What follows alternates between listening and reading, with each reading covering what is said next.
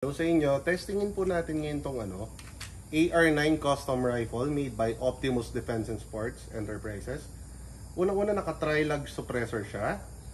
Carbon fiber barrel, naka-set up lahat ng bolt niya, competition ready. Hindi ko lang alam yung laman loob niya. Pero ito yung isa sa mga competition rifles namin using subsonic load. Testingin natin. Loading tayo. Ganito siya ka-lightweight. Ganito kakampanting itama tong rifle na to. Kahit isang kamay lang, basta tama yung hawak mo. Yan, firing tayo. Tapos testingin natin sa kaliwa kahit right-handed ako. Okay, firing ulit tayo.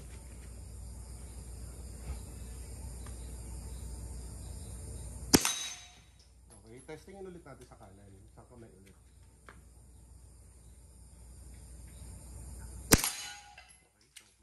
Ganyan kaganda ang Optimus rifle. Kaya ano pang iniintay nyo? Usap tayo. Thank you.